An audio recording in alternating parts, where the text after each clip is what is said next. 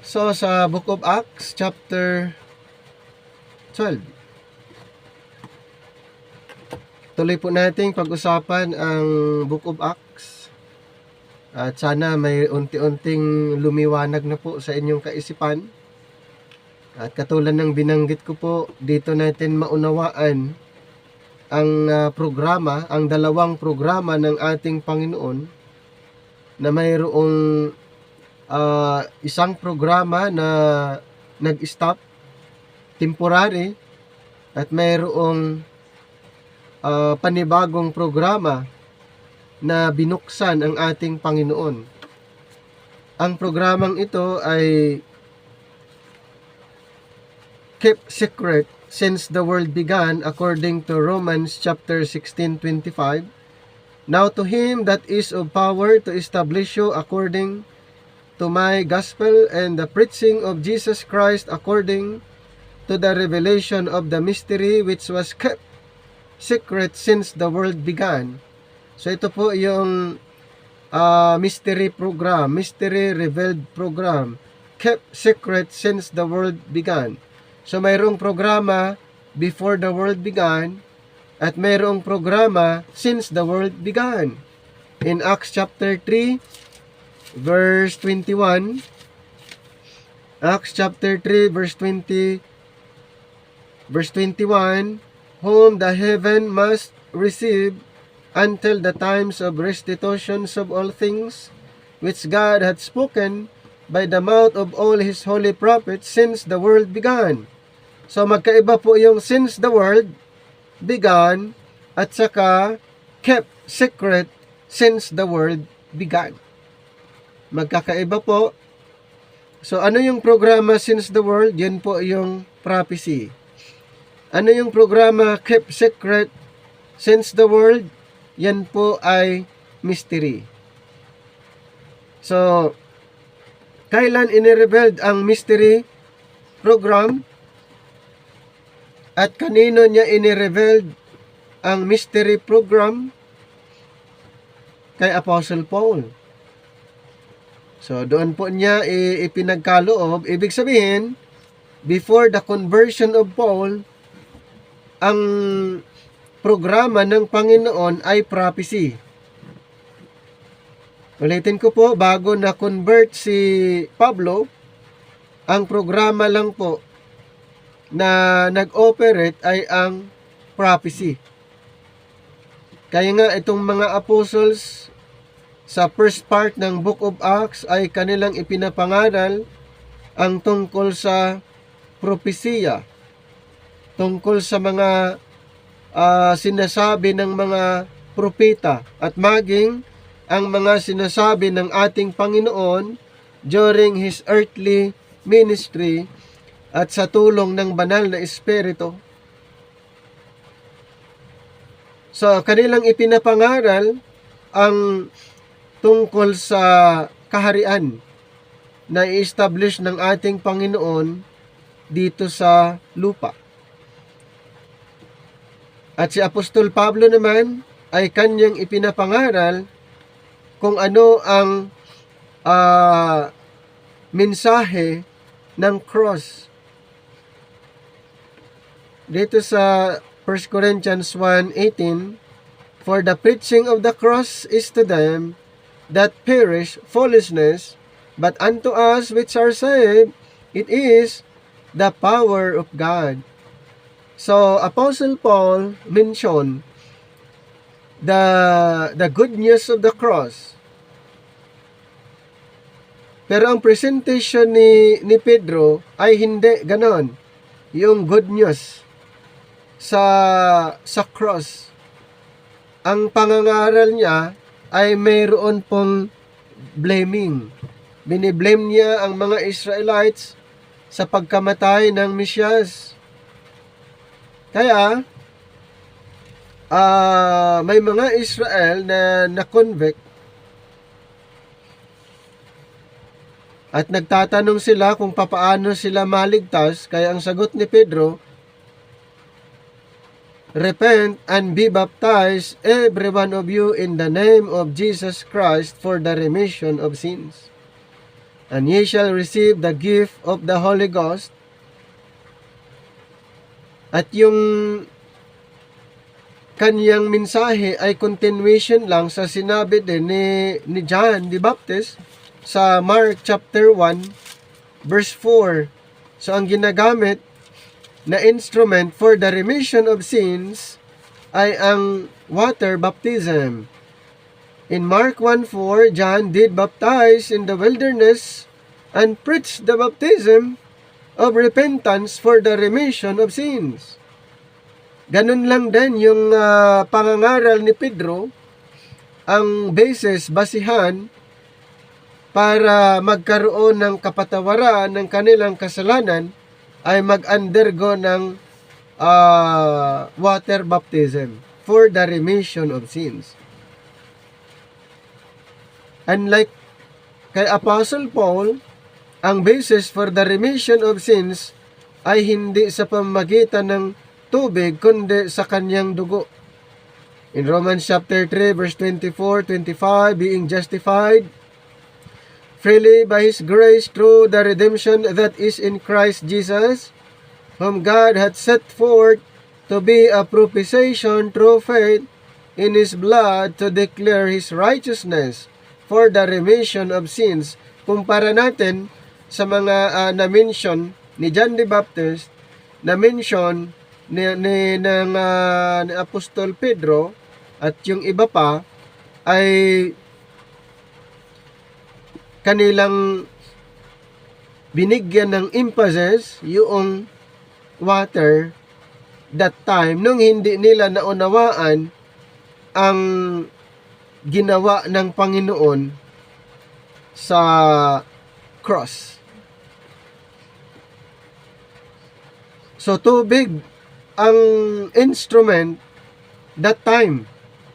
Kaya nga sa the first part of the book of Acts, yun ay isa sa mga ni-required ng mga apostles. Kailangan nilang mangbautismo for the remission of sins. Ngayon, ang ganitong bautismo sa tubig ba na inuutos ng Panginoon sa mga apostol, ay yun din ba ay i-perform under the grace program? Hindi po. Kaya si Apostol Pablo ay sinabi niya dito sa 1 Corinthians 1:17, for Christ sent me not to baptize, but to preach the gospel not with wisdom of words, lest the cross of Christ should be made of none effect. So hindi ni required, hindi requirements, hindi kailangan ang tubig para ikaw ay makakasumpong ng kapatawaran, dahil ang dugo na ni Kristo ang instrument para magkaroon ng kapatawaran. So ganun po, kaya dito natin maunawaan na mayroong programa na iba doon sa ipinapangaral ni Apostol Pablo at yung ipinapangaral ni Apostol Pedro. Kaya during the transitional period ay mayroon silang mayroong conflict na nangyari dahilan na mayroong Jerusalem Council sa Galatians, Acts 15 at saka sa Galatians chapter 2, nagkaroon sila ng agreement na ang mga apostles sila'y mangaral doon sa mga Israelites, at si Apostol Pablo na may mangaral sa mga Hintil. Ano bang gospel ang kanilang ipinapangaral? Magkakaiba po ang gospel na ipinapangaral ng mga 12 apostol ikumpara doon sa gospel na ipinapangaral ni Apostol Pablo. Dahil ang ipinapangaral ni Apostol Pablo na ebanghelyo ay tungkol sa grace. Gospel of grace. Ang ipinapangaral ng mga apostle ay gospel of the kingdom. Na yung kingdom na yon ay matagal nang na-mention ng mga propeta. It was prophesied by the prophets, and then it was proclaimed during the time of the Lord Jesus Christ, and later on, it was offered to the apostles.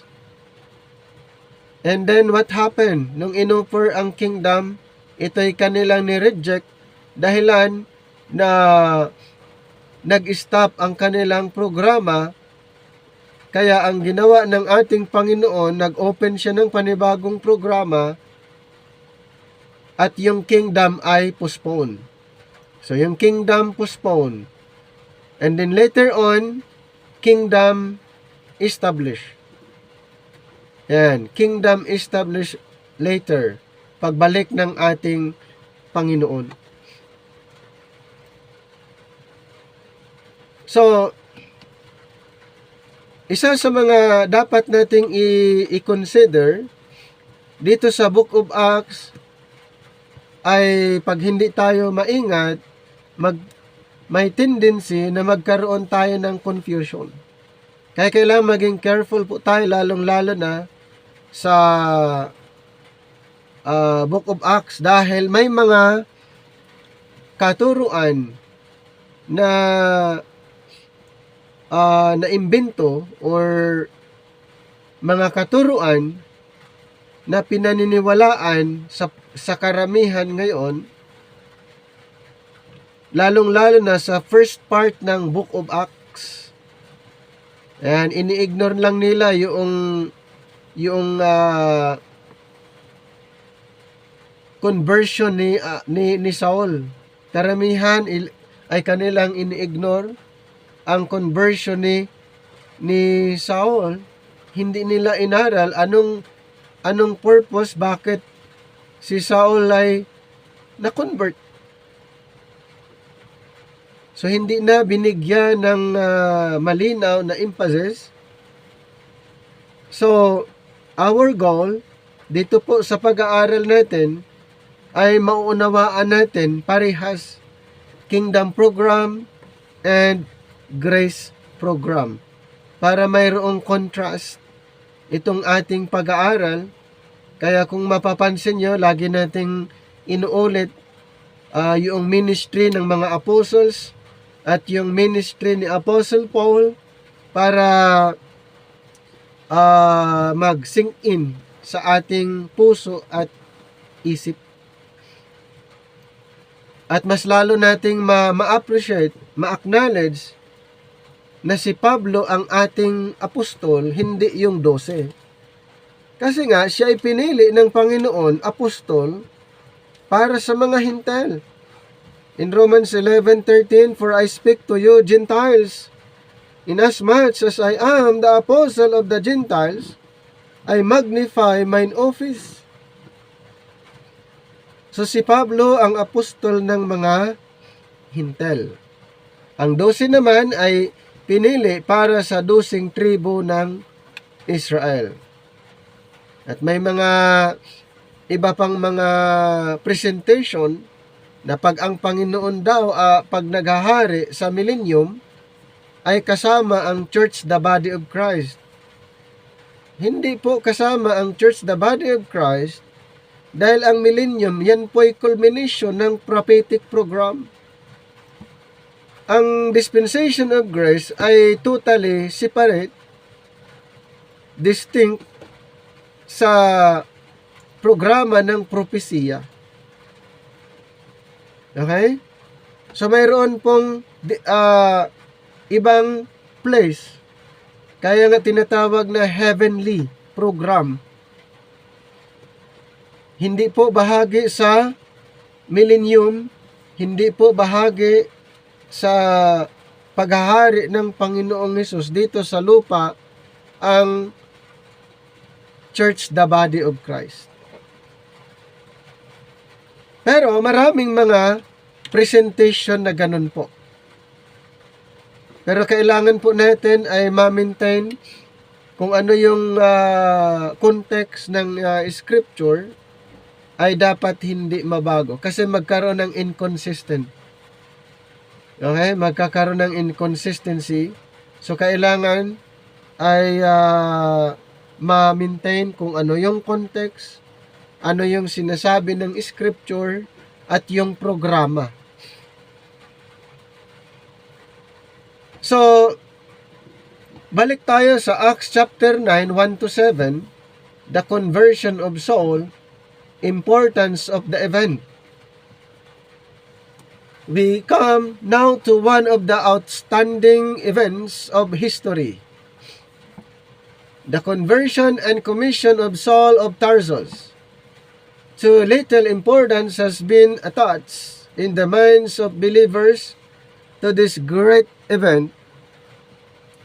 The distinctiveness of Paul's place in the program of God has been all but lost sight of. He has been considered merely one of a number of apostles. Little significance has been attached to the fact that there, on the road to Damascus, far from Jerusalem, entirely apart from the ministry of the 12.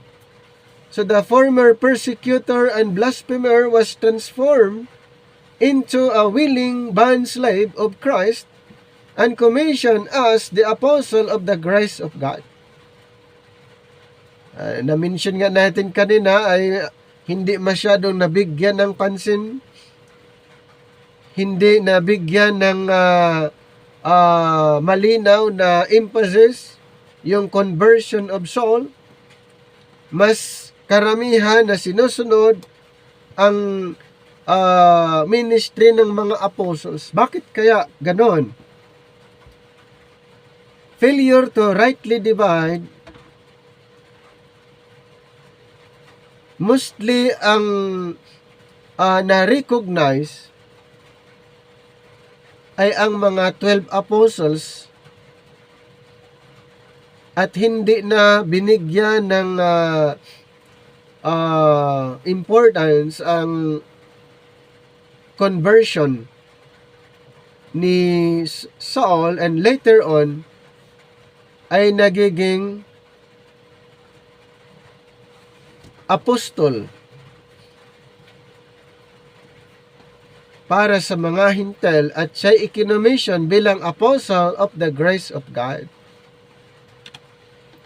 So in the revelations of God to us, this event is given a most prominent place.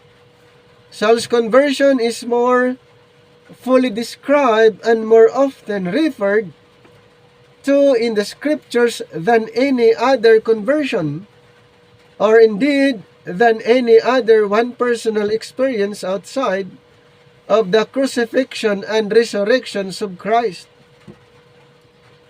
So the major parts of 3 separate chapters in Acts are taken up with this account, and it forms the main subject of 2 of Paul's 5 recorded discourses.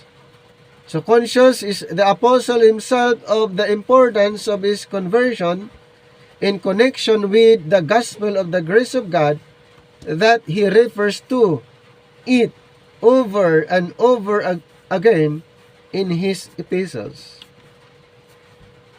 There is no testimony to the riches of God's grace, nor the power of the cross, nor the reality of personal salvation, which equals that of the conversion of Saul of Tarsus. This, the apostle himself by the Spirit makes clear in 1 Timothy 1:15. Anong sabi? This is a faithful saying and worthy of all acceptation, that Christ Jesus came into the world to save sinners, of whom I am chief. Alamin lang natin saglit yung background at characteristic ni Saul or Saul. But who is this chief of sinners? A ruffian, a cutthroat, a villain? No, indeed, he is one of the chosen race and highly respected by his associates. He is a scrupulous observer of the law of Moses, zealous of the traditions of his fathers. Ano nyo yung background niya? Since na siya ay isang Pariseo, at yung devoted ito sa law of Moses. Kung pag-usapan yung tradition, ay sinusunod niya. So, isa sa mga background ni Saul. Is he ignorant of Old Testament prophecy? Then that he does not recognize his Messiah. He is a Pharisee. Tandaan natin he is a Pharisee, the son of Pharisee. An Hebrew of Hebrews. An Hebrew of the Hebrews of the proud tribe of Benjamin. So, kaninong tribe galing itong si Saul? Galing sa tribe of Benjamin, a spiritual leader in Israel with a profound knowledge of the Old Testament scriptures, having been brought up in Jerusalem at the feet of Gamaliel. So, kung titignan natin, ay magaling itong si Saul. Alam niya yung scripture, ayon sa kanyang patutuo, and indeed, Saul was sincere and conscientious in his opposition to Christ. He later said to Agrippa, I verify thus with myself that I ought to do many things contrary to the name of Jesus of Nazareth. In Acts chapter 26 verse 9. Still later, he wrote to Timothy, I did it ignorantly in unbelief. Diba, yun yung na-convert siya. Ito yung kanyang testimony na nagawa niya daw yon. I did it ignorantly in unbelief. Yung sa pag-persecute ng mga kingdom believers. Later on, nung siya na-convert, sabi niya, I did it ignorantly in unbelief. 1 Timothy 1:13. He was blindly fulfilling the Lord's prediction in John 16:2, the time cometh, that whosoever killeth, you will think that he doeth God service. Did the fact that he was sincere in his hatred of Christ then excuse him somewhat for his murder and blasphemy? So some would teach us today, do what you sincerely believe to be right. And they say, and God will surely have no cause to be angry with you. Thus what you believe takes the place of what God has said. A man no longer held responsible to obey the revealed will of God, or turns out self-made and self-righteousness, or wallows in drunkenness, immorality, and crime, in either case unsaved and separated from the life of God, we are reaping the fruits of this godless philosophy all about us today.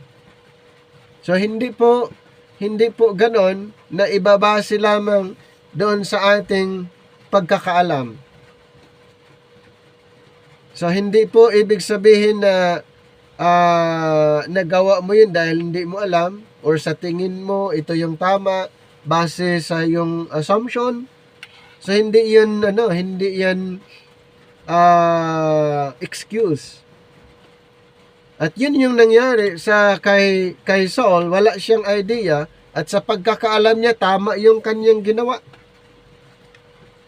Yun yung filosofiya na sa pagkakaalam niya, ito yung tama, kaya ginagawa niya. At ganun din sa panahon natin ngayon, sasabihin ng karamihan, di bali, sinusunod ko naman yung salita ng Diyos. Siguro maintindihan ng Panginoon dahil Biblia din naman ang ginagamit ko.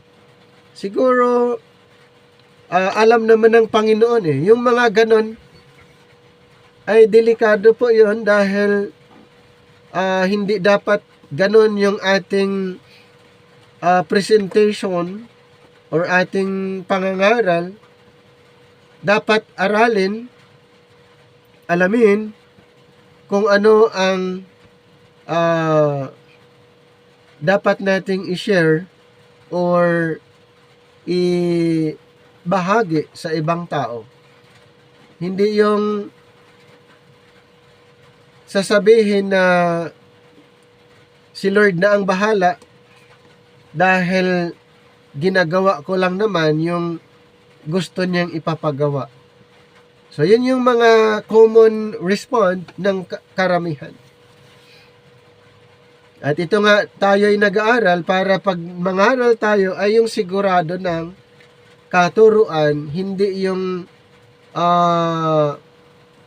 alanganin. So, the strange fact is that some who abhor this doctrine seem to make an exception in the case of Saul of Tarsus, in an effort to prove that he was not the chief of sinners.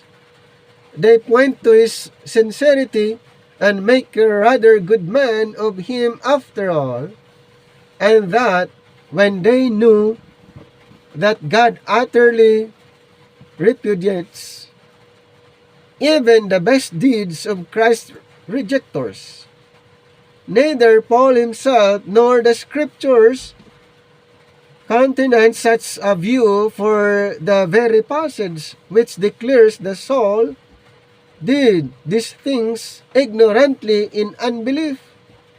That very passage was abundance of the grace of God in saving him in 1 Timothy 1:13-16. Kung baga honest, titignan mo doon sa scenario ay honest itong si Paul na dating Saul, hindi nga niya alam kaya by the grace of God, later naunawaan niya, kaya ina-acknowledge niya na ito'y nagawa niya dahil yun yung pagkakaalam niyang tama. Surely Saul's intensely Hebrew background and his absorption in the Old Testament scriptures do not explain, much less excuse, his failure to recognize Christ or his bitter hatred of him. Should not an Hebrew recognize the Messiah? And it was by the Old Testament scriptures that he could and should have known that Jesus was the Christ in John 5:39. But like other Pharisees, he did not wish to know it. It was sin and sin alone that made Saul the enemy of Christ, and his blind rage was but a demonstration of the deceitfulness and hardness of the human heart.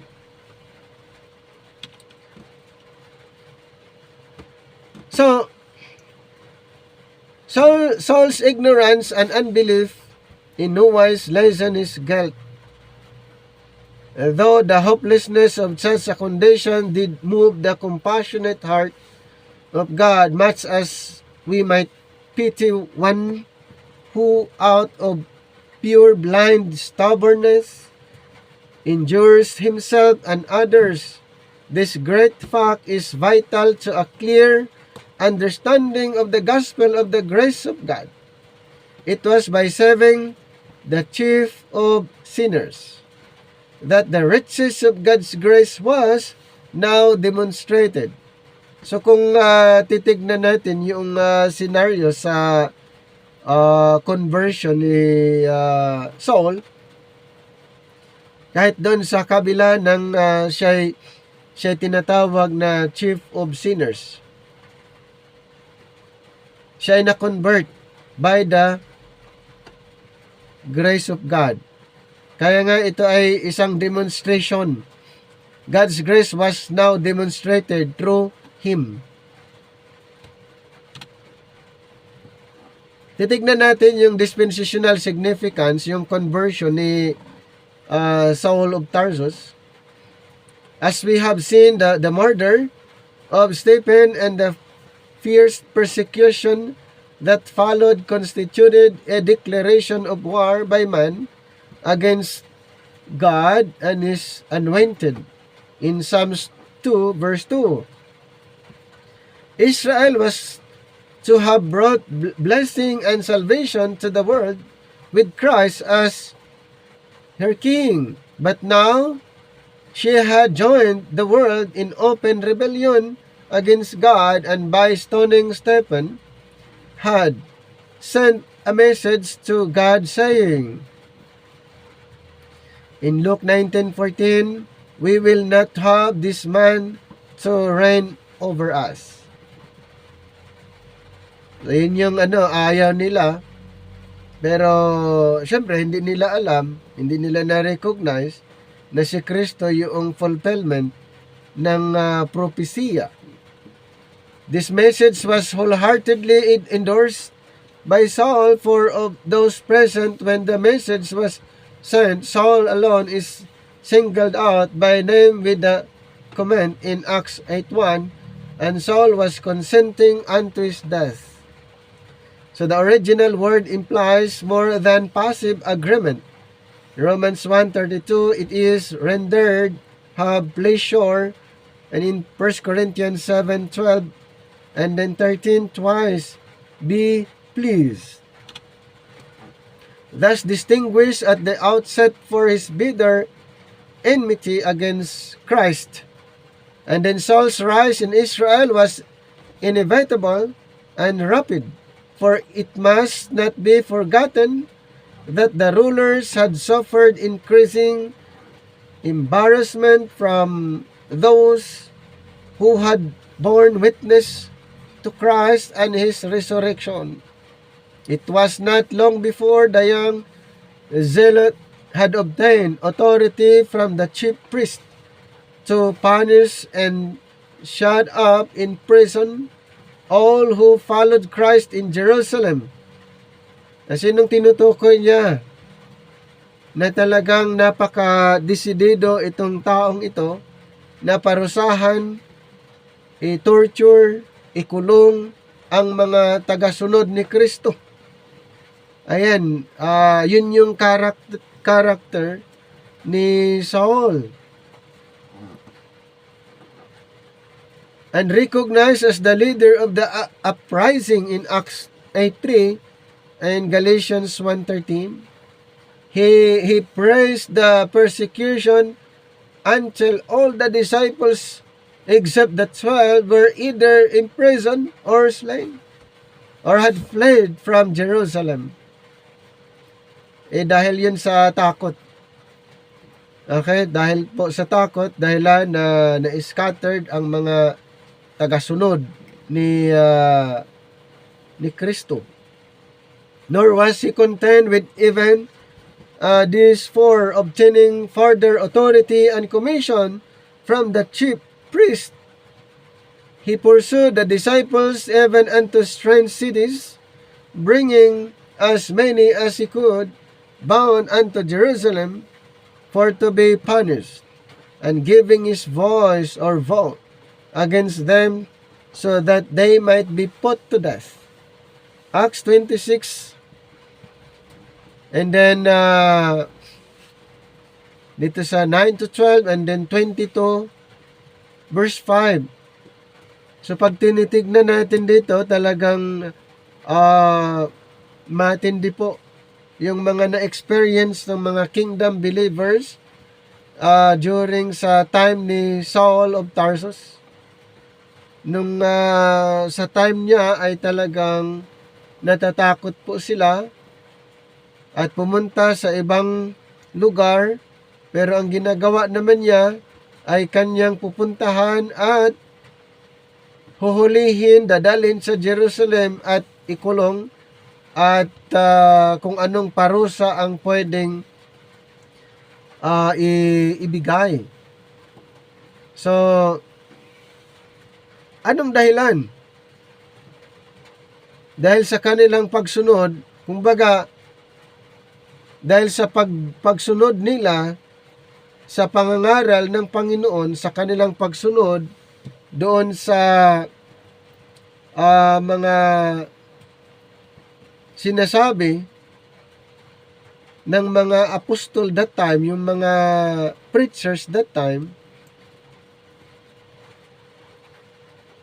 itong si Saul, syempre hindi niya alam, basta sa kanya mayroon siyang letter, mayroon siyang permit galing sa mga high priest doon sa Sanhedrin, yun yung hawak niya. Mayroon siyang permit na huhulihin sila. Ito galing sa higher courts kasi ang Sanhedrin yun yung higher courts or Supreme Court, kung baga pinakamataas na hukom. At itong si Saul ay binigyan siya ng authority permit na huhulihin, at yun nga'y ginawa niya. Kahit saan ay kanyang pupuntahan, basta kanyang marinig na mayroong mga gathering, at kung may mahuhuli siya, dadalhin sa Jerusalem, ikulong. Ayan. That Saul prospered in the Jewish religion because of his bitter hatred of Christ in Galatians 1:13 and 14. In Philippians 3:6, he was the personification, the symbol of Israel's rejection of Messiah.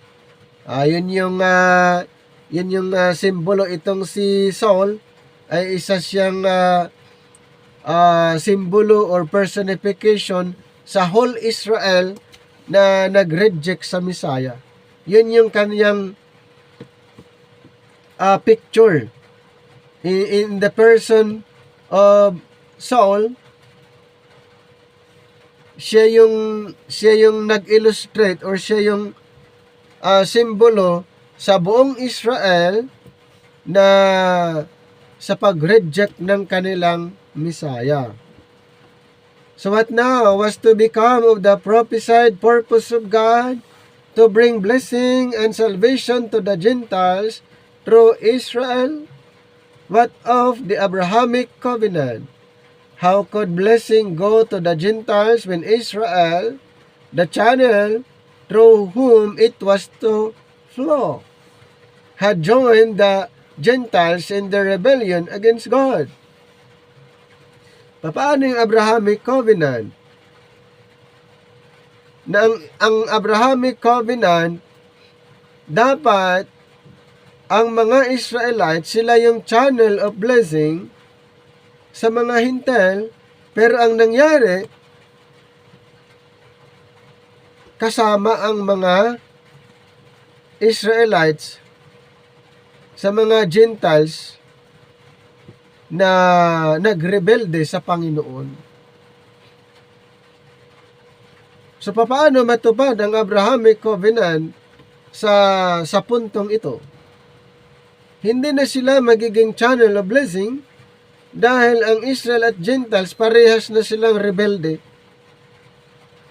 against God. So the answer to this question is the most wonderful story ever told. The story of grace flowing from Calvary, temporarily setting aside, ito po temporarily setting aside the prophesied program. God now reaches down in infinite grace to save the rebel leader.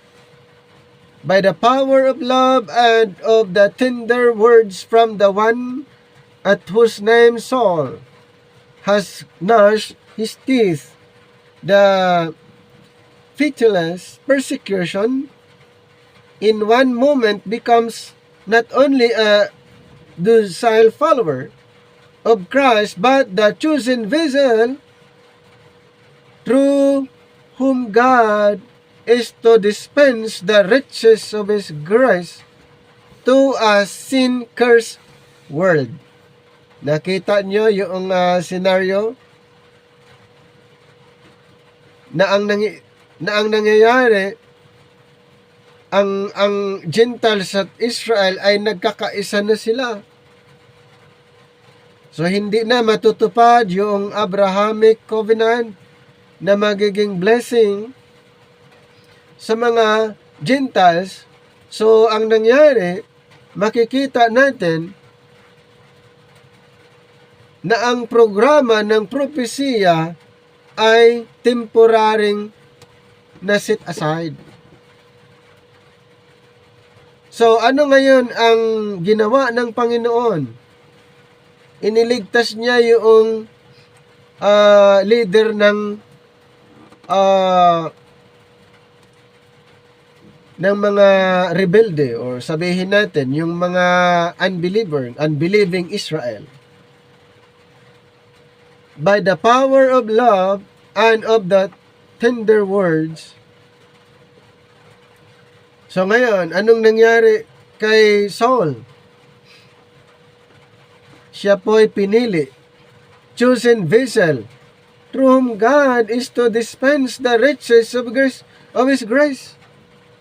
So itong makasalanan na convert, pinili bilang vessel through whom God is to dispense the riches of His grace. So the world's rebellion was to have resulted in the outpouring of God's wrath in Psalms 2:5, Psalms 110 verse 1, but God always is slow to anger, was deferring the judgment and beginning to usher in a dispensation of grace. Instead of judgment, ang ginawa ng Panginoon, inirebeld po niya ang dispensation of grace. Instead na magalit ang Panginoon, ang ginawa na lang niya, He ushered a dispensation of grace through Paul. So the objection might well be raised whether it was quite in accord with justice for God at such a time to show kindness to the world and even to the leader of its insurrections against Christ. So the answer to this objection is to be found at Calvary. Since Christ had died for sin, and why could not God offer the riches of His grace to all who would receive it by faith? Ulitin ko po, Christ had died for sin. And why could not God offer the riches of His grace to all who would receive it by faith and still maintain His justice? And why could He not freely offer salvation to the Gentiles entirely apart from Israel? This is why the message of Paul is properly called the preaching of the cross. Nakuha nyo yung point? Kaya yun yung reason kung bakit tinatawag ang mensahe ni Apostol Pablo the preaching of the cross. 1 Corinthians 1:18 to 25. So as grace is more prominent in Paul's epistles than anywhere else in the Bible, so are the cross, the blood, the death of Christ. Nowhere else are they so frequently referred to. In Ephesians 1:7, in whom we have redemption through His blood, the forgiveness of sins, according to the riches of His grace. And then Romans chapter 3, 24, 26, being justified freely by His grace through the redemption that is in Christ Jesus, who God hath set forth to be a propitiation through faith in His blood, to declare His righteousness for the remission of sins. So napansin nyo yung halos paulit-ulit niyang na-mention, redemption through His blood, redemption that is in Christ Jesus, that He might be just and the justifier of him which believeth in Jesus.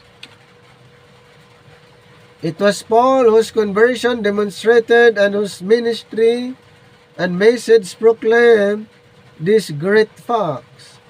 His conversion marked the beginning of the new dispensation. Ulitin ko po, his conversion marked the beginning of the new dispensation. So, hindi Acts 2. Sa kanya inirevealed yung programa, hindi sa Acts 2. So, nung siya'y na-convert, yun yung pinaka-beginning of the new dispensation. Anong dispensation yan? The dispensation of the grace of God. So, we say the beginning for the dispensation of grace with the revelation of it emerged gradually in Acts 26:16, 2 Corinthians 12:1. So the careful students of Scripture will not expect to find the Pentecostal program suddenly abolished, with the dispensation of the grace in its fullness suddenly replacing it. Wala na po yun. Nakaramihan ang pinaniniwalaan ang Pentecostal program Acts 2, at ano po ang nangyari nung inirebelde ang dispensation of grace? It was abolished. Pinalitan. So ang programa, dispensation of grace. Hindi na po yung Pentecostal program. Na-abolish po yon nung inirebelde ang dispensation of grace. E papaano kung hanggang ngayon ay sinusunod yung Acts 2? Naunawaan ba nila ang scripture? Naunawaan kaya nila ang context ng Acts 2? Nasubukan kaya nilang i-meditate, inaaral ang Acts 2? So kung aralin natin, nung inirebelde ang dispensation of grace, ang Pentecostal program ay wala na. Okay? Abolish with the dispensation of the grace in its fullness suddenly replacing it. Shortly after Saul's conversion, for example, Ananias instructed him in Acts 22:16, "Arise and be baptized and wash away thy sins, calling on the name of the Lord." This was because water baptism was required in the dispensation under which Saul had been saved. So tandaan natin yan, siyempre hindi pa siya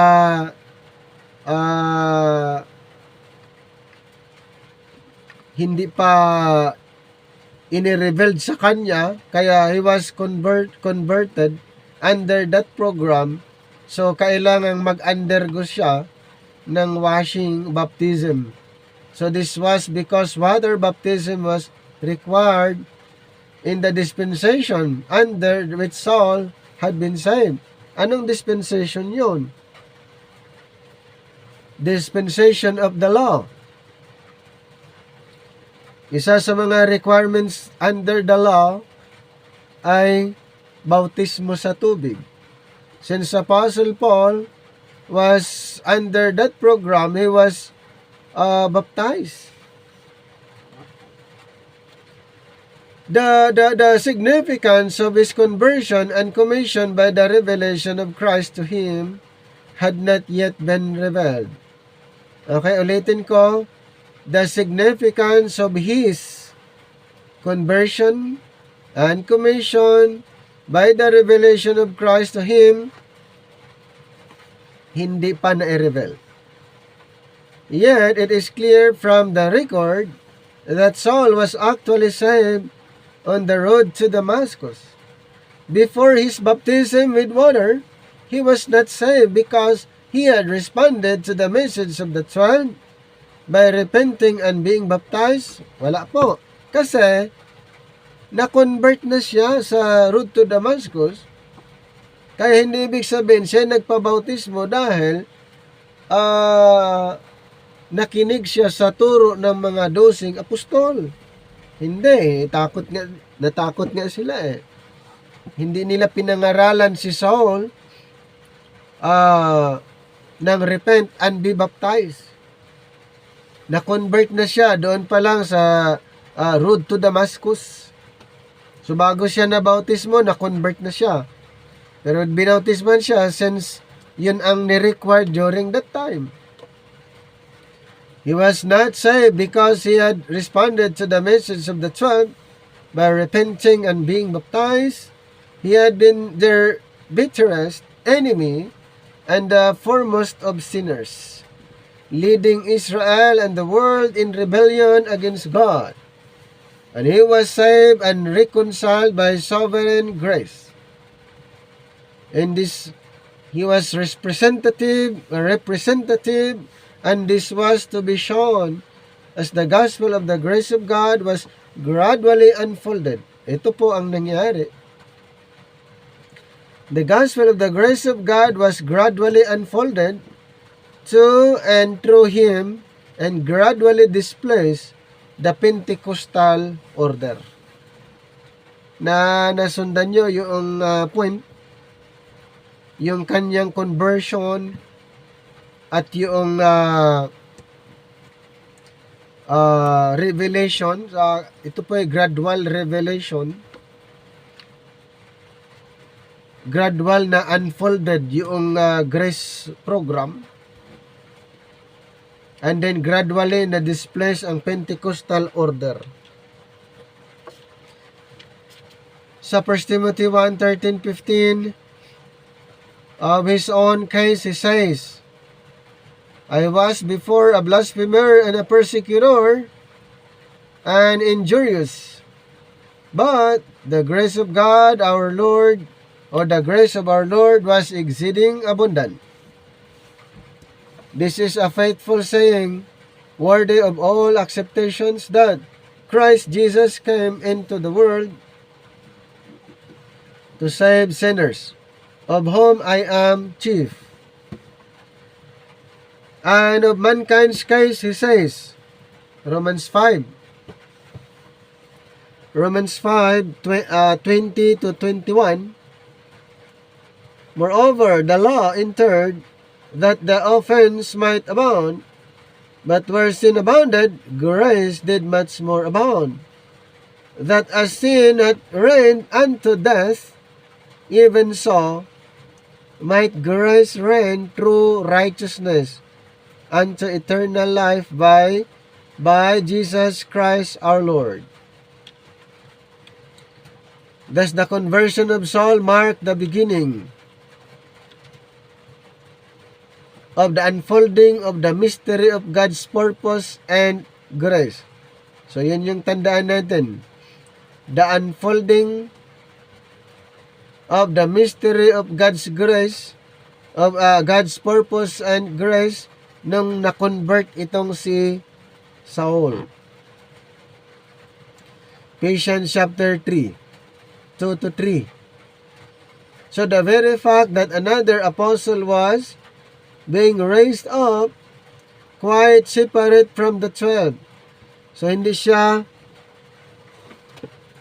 katulad ng mga 12 apostol, siya ay separate apostle. Clearly indicates that God had begun to usher in the new dispensation, the dispensation of the grace of God.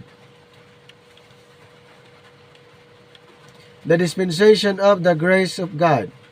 So why was it necessary for Paul to have a new revelation of the gospel if he was to preach the same gospel that John the Baptist and Christ and his disciples had preached? Wherein lies the difference? John the Baptist and Christ and his disciples offered Israel a Messiah. Paul's gospel does not offer Israel a Messiah at all. So, hindi parehas yung presentation ni Pablo at saka yung maging kay John the Baptist, because John the Baptist was offering Israel's Messiah. And then the 12 apostles was offering the Israel's Messiah. The Apostle Paul, siya ba'y nag-offer? Hindi. Hindi po siya nag-offer katulad ng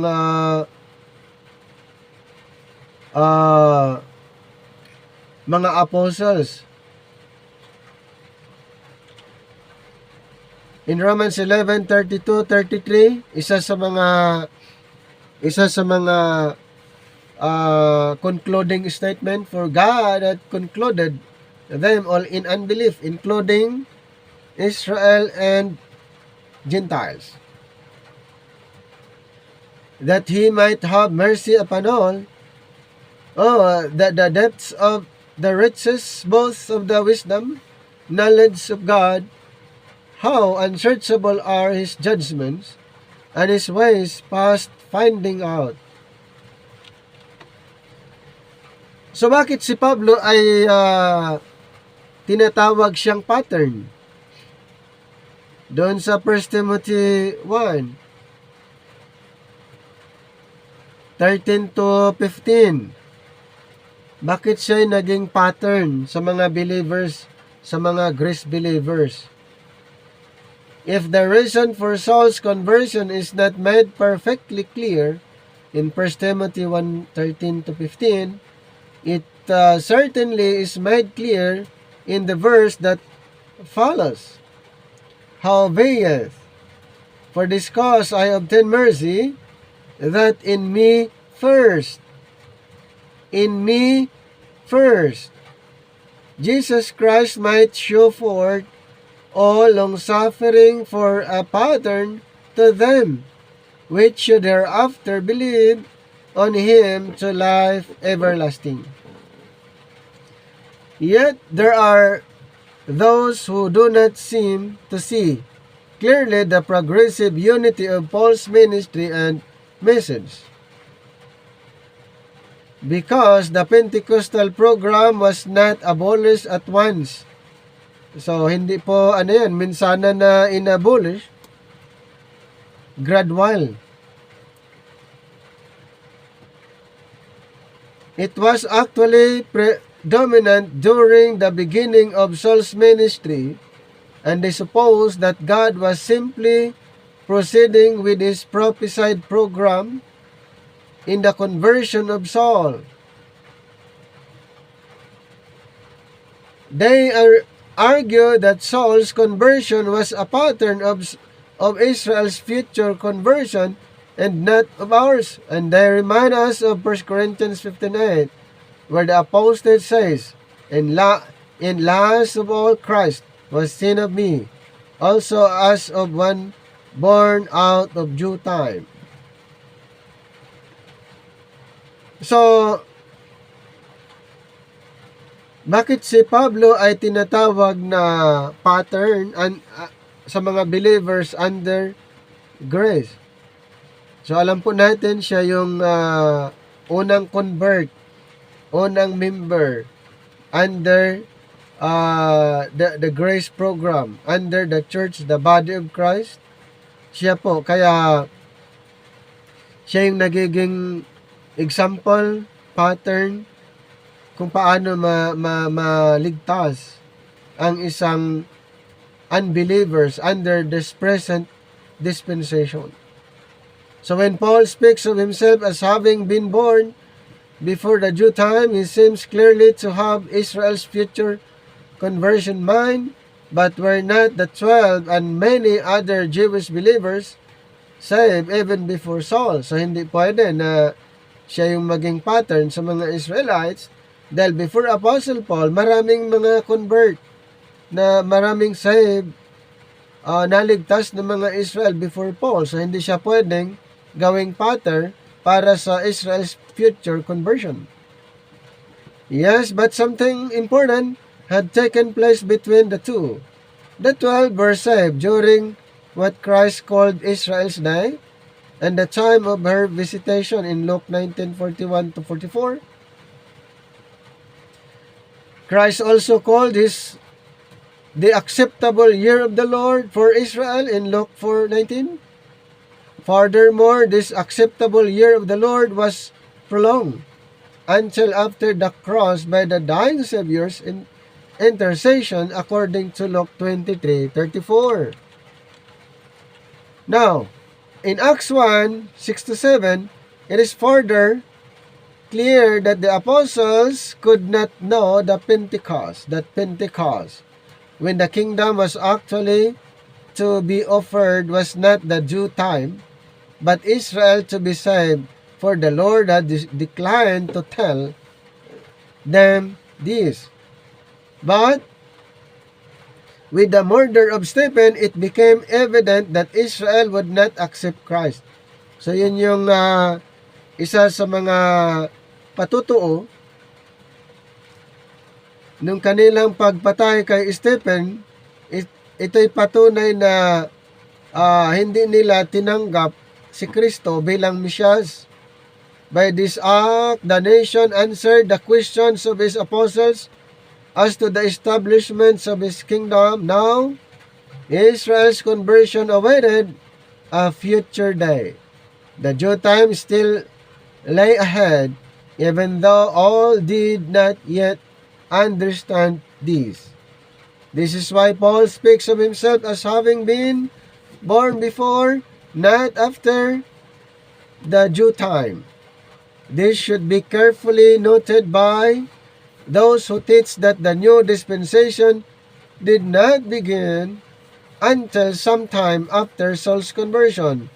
For if they were correct, they should it be said only of Paul, and not of the Pentecostal believers that he was born before due time.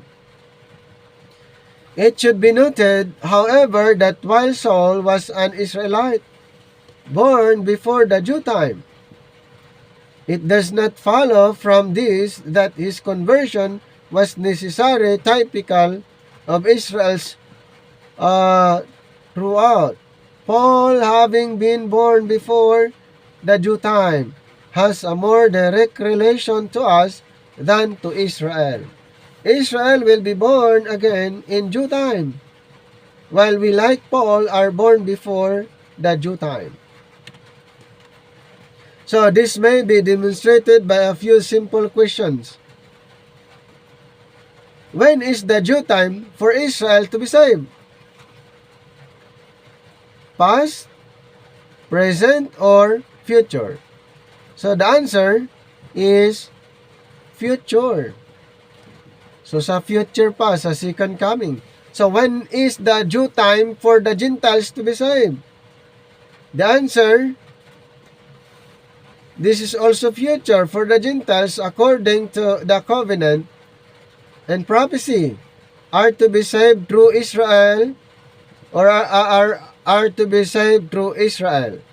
So when Jews are saved today, then are they saved in due time, prophetically speaking, or before the due time?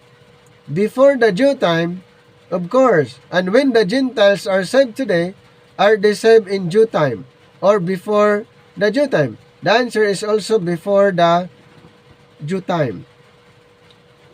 So, when Jews and Gentiles today are saved and reconciled to God in one body, they are saved out of or before the due time. Not on the basis of the covenants, but by grace. Not according to the prophecy, but according to the mystery revealed to and through Paul. So, ganun po yung mga distinction. Kaya hindi siya pwede na i-refer to the future salvation ng mga Israelites, itong si Paul. Kaya hindi siya pwedeng gawing pattern sa mga Israelites in the future. So si Paul, siya yung pattern ng mga believers under the dispensation of grace. It is true that Saul's conversion, like Israel's, is associated in Scripture with the revelation of Christ. Kaya sa Zechariah 12:10, Romans 11:26, dun sa mga Israelites. But there are points of departure too. For unlike Israel of the future, Saul was not crying to God for deliverance when Christ appeared to him. He was the great persecutor, making others cry for deliverance. Furthermore, Saul was out of the land of Palestine when Christ appeared to him, while Israel will be in the land. And there are other points of departure which we will consider later. But while some insist that Saul's conversion was a pattern of Israel's mainly because of the revelation of Christ to him, he does not say this at all. He says by the Spirit that Christ in his ears showed forth all long-suffering as a pattern. In 1 Timothy 1:16, that in me first, Jesus Christ might show forth all long-suffering for a pattern to them which should thereafter believe on him to life everlasting. So this doubtless has its bearing on the future conversion of Saul or of Israel. For God is today teaching the great lesson which Israel must learn to be saved. But it is more directly related to us today. For God is showing forth all long-suffering in this dispensation of grace. It is clear, therefore, that Paul is our pattern. Hindi siya pattern sa mga Israelites. Si Pablo ay hindi siya pattern sa future salvation ng mga Israel. Paul is our pattern in salvation. In him, chiefly Jesus Christ, apart from the law or the conditions of the Great Commission, entirely on the basis of the blood of Calvary, showed forth all long-suffering so that those who should thereafter believe on him might, whatever their past, be assured of the exceeding abundance of his grace. Kaya, kung titignan natin yung verse, i-analyze natin, si Apostle Paul ang pinaka-pattern sa mga nanampalataya under grace. Tandaan natin, siya yung pinaka-first convert under grace. Siya yung first member. Siya yung unang na-convert by the grace of God. Ngayon, ano ba yung letters to Damascus doon sa Acts 9? Yung kanyang, yung binigyan siya ng authority to persecute sa mga followers, kingdom believers. Meron siyang letters to Damascus.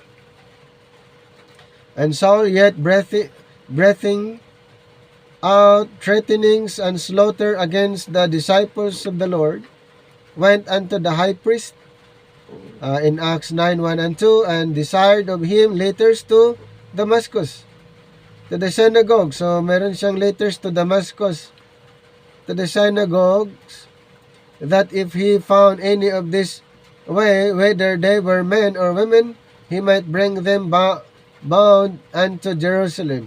Parang sa atin ay warrant of arrest. Parang ganon yung dala-dala niya na letters to Damascus. Meron siyang warrant of arrest. Arestuhin niya ang mga tagasunod ni Kristo, maging babae man o lalaki. How much of blasphemy and bloodshed, of tears and terror is contained in the little word, yet here. Yet, Luke's use of it in this connection makes it clear that much had transpired between Acts 8:1 and 9:1. It was during the period covered by Acts 8 that Saul made havoc of the church, persecuting it beyond measure and laying it waste in Acts 8:3 and Galatians 1:13.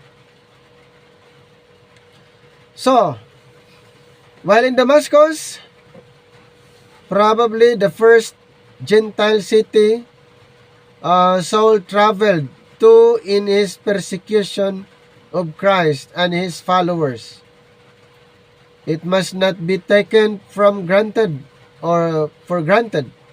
that he thus far confined his activities to Jerusalem and its environs alone. In his testimony before Agrippa, he later said in Acts 26:11, being exceedingly mad against them, I persecuted them even unto strange cities. And this is doubtless what Ananias referred to when reminding the Lord of all the evil that Saul had done to the saints at Jerusalem. He said in Acts 9:14, and here he had authority from the chief priest to bind all that call on thy name. Natakot sila dahil narinig nila na itong si Saul ay may authority from the Sanhedrin, galing doon sa mga high priest Sanhedrin, na isa sa mga sulat pag may nalaman na nakita o nalaman ng mga Kristiyano ay kanyang huhulihin at ikukulong. Lahat ng mga tumatawag sa pangalan ni Kristo ay kanilang ikulong, parusahan. Just how far Saul had gotten in his campaign to stamp out that worship of Christ, or what cities had felt his wrath, and we are not told, but we do not know from the record that his fearful onslaught against the believers had by this time broken many hearts and homes, and had sent many to their deaths. So aside from na sila'y ikukulong, yung iba in-slaughter, pinapatay. So maraming mga talagang nasira na mga tirahan at broken relationship. Bakit po? Dahil kanilang papatayin, parusahan, ikukulong ang mga followers ng ating Panginoon. At isa yan sa mga nalalaman ni Ananias, kaya dahilan na siya natakot din, pero kinausap din siya ng Panginoon.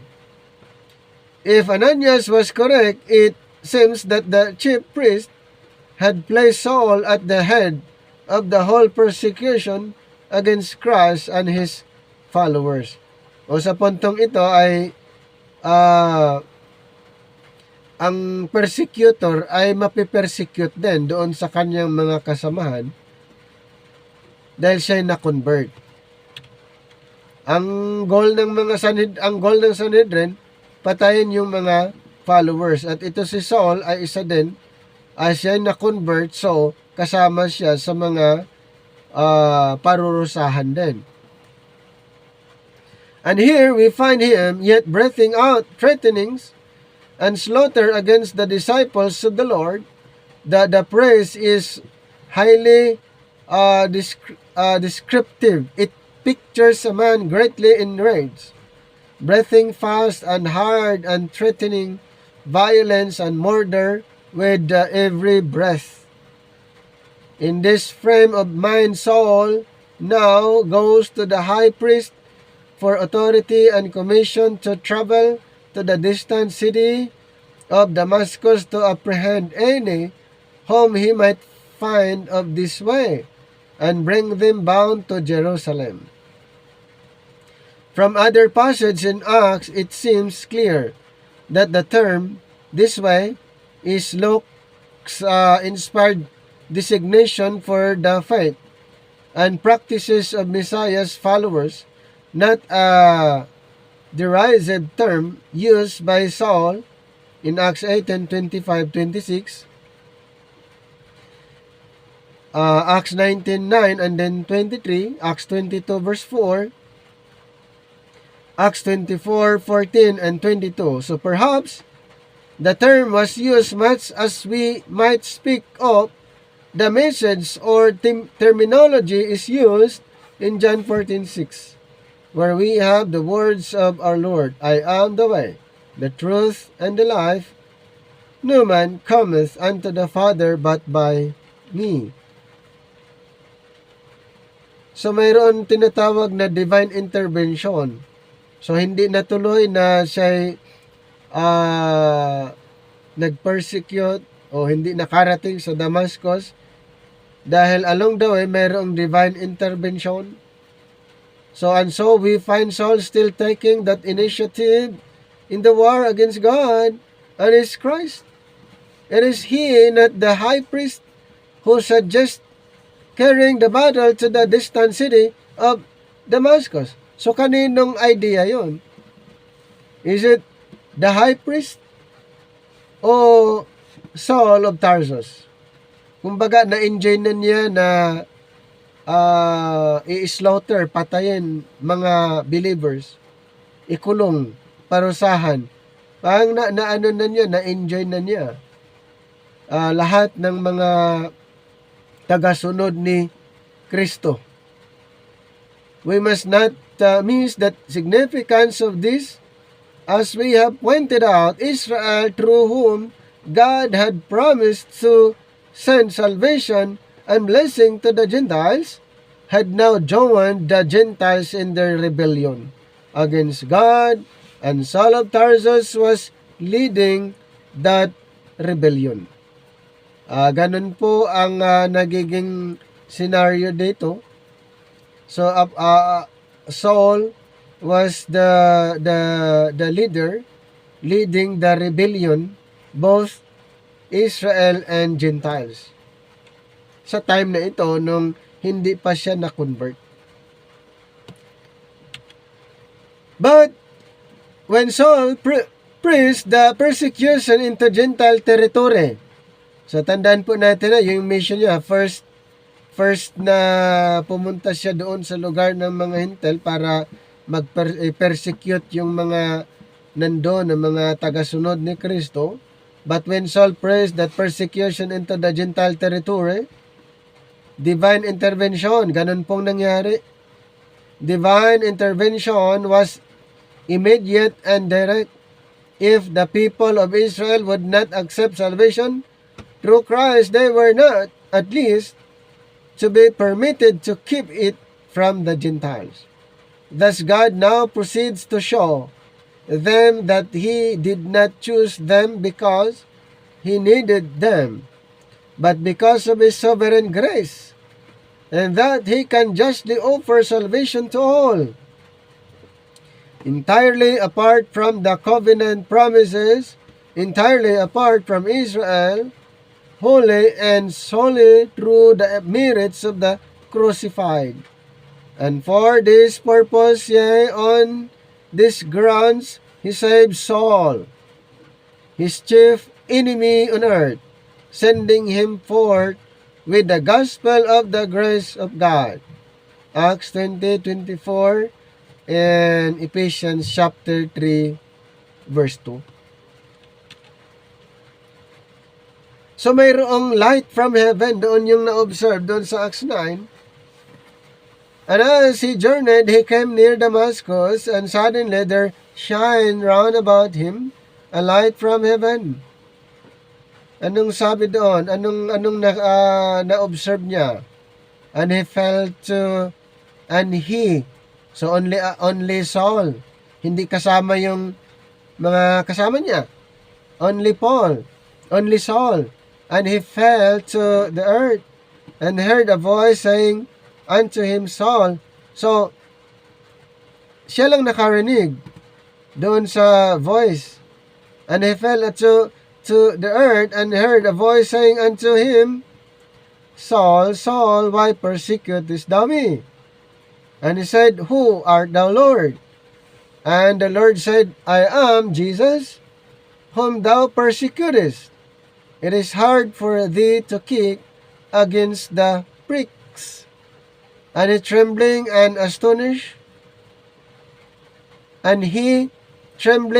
astonished, said, Lord, what wilt thou have me to do? And the Lord said unto him, Arise and go into the city, and it shall be told thee what thou must do. And the man which journeyed with him stood speechless. So mayroon siyang mga kasama.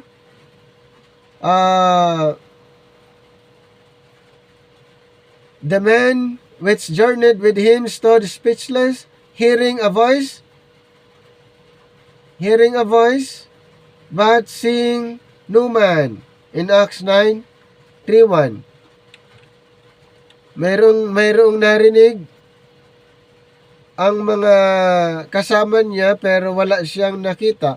Pero ito si Saul, mayroon siyang narinig at mayroon siyang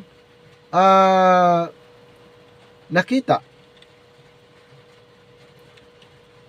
What a sight we now behold! The cruel persecutor of Messiah's followers is already in sight of Damascus, threatening slaughter with every breath, when suddenly there shines about him a light above the brightness of the noonday sun.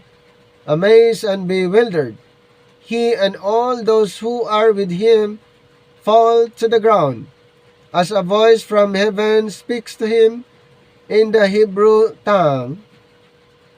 It is the voice of Jesus himself, whom Saul has hated and persecuted so bitterly. Wonder that he even speaks to Saul. Wonder that he does not slay him. See how graciously he reasons with him, Saul, Saul, why persecutest thou me? It is hard for thee to kick against the pricks. So as the ox rebels in vain against the God, and all its struggles serve only to increase its distress.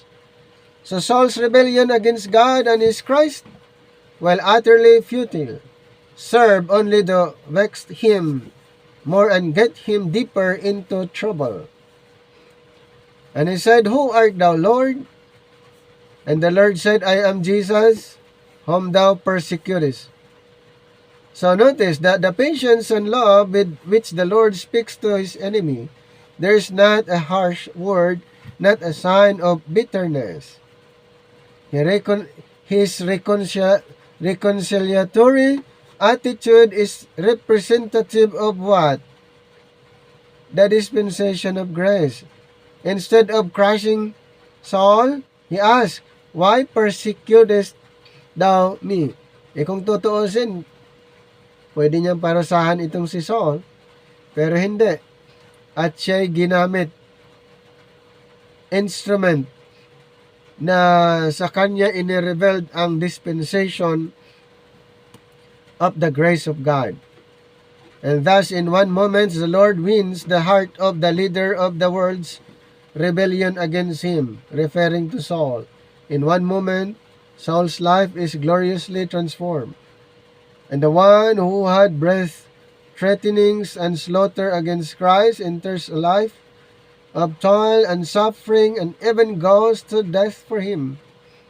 Saul was further instructed to go into Damascus, where he would be told what he should do. So what he should do next, but in his own account of the event given later before Agrippa, he tells how he first received his great commission. Here from the Lord Himself we quote the passage from the translation by Coniber and Olson. Ito yung translation doon sa Acts 26:15-18. I am Jesus, whom thou persecutest. But rise and stand upon thy feet, for to his end I have appeared unto thee, to ordain thee a minister and a witness, both of these things which thou hast seen, and of those things where I shall appear unto thee. And they have I chosen from the house of Israel and from among the Gentiles, unto whom now I send thee to open their eyes, that they may turn from darkness to light, and from the power of Satan unto God, that they may receive forgiveness of sins and inheritance among the sanctified by faith in me. So, malinaw na itong si Saul na convert at ipinadala at naging preacher both Israel and Gentiles. And Paul's Roman as well as his Hebrew citizenship is strongly emphasized in the book of Acts. So, na-emphasize po yan, yung kanyang citizenship. This is significant for her at the outset as a representative of both. Kaya pala, may significance yung kanyang citizenship, Hebrew at saka Roman. Dahil later siya pala ay representative dito sa Jew and Gentile. He is sent to both Jews and Gentiles to turn them from darkness to light and to give them an inheritance among the sanctified. Sa Ephesians 2:16, Saul was not sent out to work under the commission given to the 12. Tandaan natin, I was not commissioned at hindi siya nag-work sa under the 12 apostles. Indeed, the Lord had raised him up as another apostle entirely apart from the 12, that through him he might reconcile both Jews and Gentiles unto God in one body by the cross. So, ang kanyang mission iba doon sa mission ng mga apostles. Hindi siya kasama doon. Kaya, dito po maunawaan natin na nung na-convert itong si Saul ay meron siyang special ministry. Siya ay na-convert at inireveal sa kanya ang panibagong programa. So, hindi po kasama siya sa mga 12 apostol. Yan po ang ating tandaan. Katulad ng conclusion ng iba. So, the crucifixion explained, the crucifixions of Christ and the conversion of Saul have been called the two greatest events of history. Certainly, they should always be associated in our minds, for the one is the complements to the other. In the one, we have the Son of God dying for sin. In the other, the chief of sinners saved from sin. In the one, we have the Holy One crying to his Father, my God, why hast thou forsaken me? In the other, we have the same Holy One asking his arch-enemy, Saul, Saul, why persecutest thou me? So the former why came from the lips of the dying Son of God on Calvary's cross. The letter from the Son of God in his exaltation at the Father's right hand. So these two whys represent the two greatest riddles of history, yet one is the simple explanation of the other.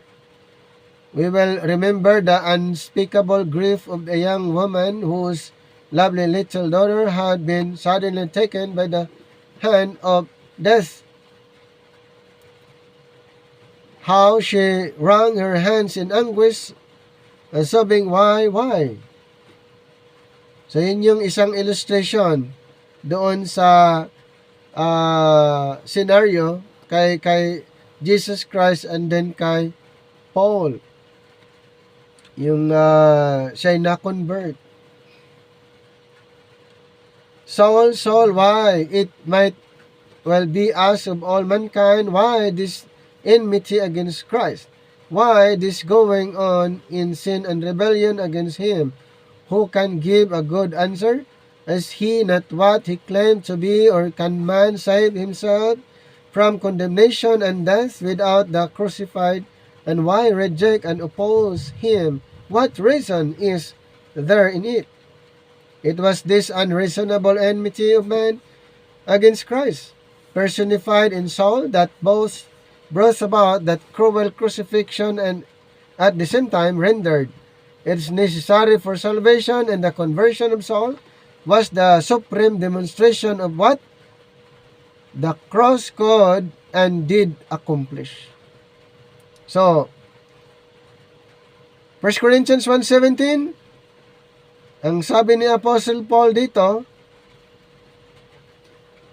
for the preaching of the cross,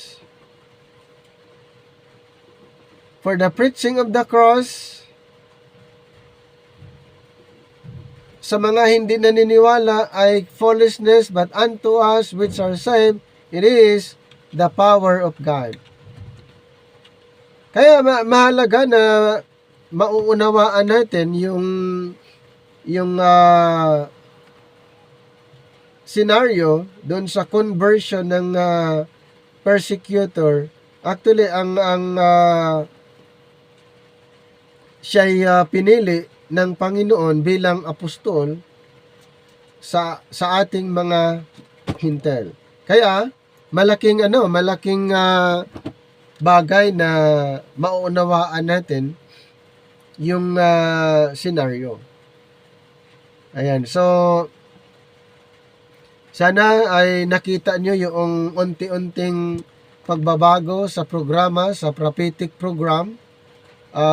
Malaking bagay po yun na ating maunawaan. Mayroong unti-unting transition na nangyayari. Okay, so hanggang dito na lang ang ating presentation dito po sa Book of Acts. Maraming salamat. God bless.